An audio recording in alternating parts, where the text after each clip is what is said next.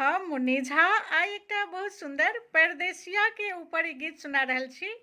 आब ई फागुन महीना सेहो आबिए रहल छै तऽ होली परका भास परका ई गीत छै। बहुत बेर ई गीत अहूँ सब सुनने हेबै, लेकिन आइ हमहूँ सुना रहल छी तऽ सुनू। परदेसिया ले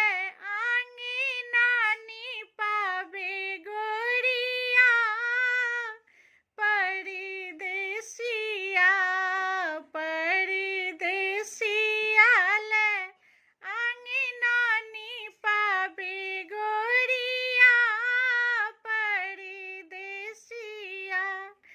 जबी परदेसिया नगर बीचे आएला, जबी परदेसिया नगर बीचे आएला, खूटे खूटे आंगना नीपाबे गोरिया हो,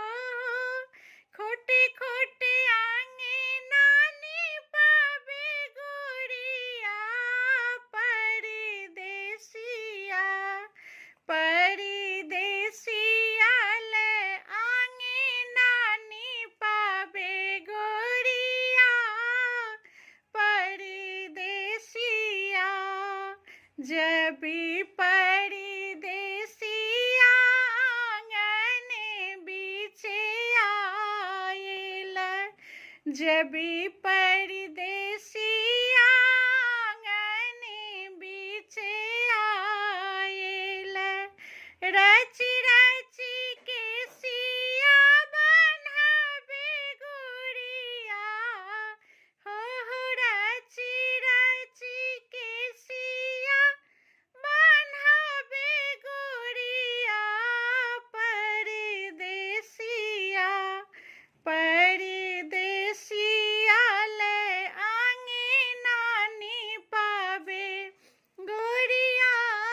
परदेसिया जबी परदेसिया घर बीचे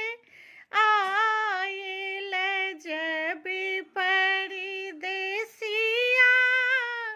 घर बीचे आएला, झा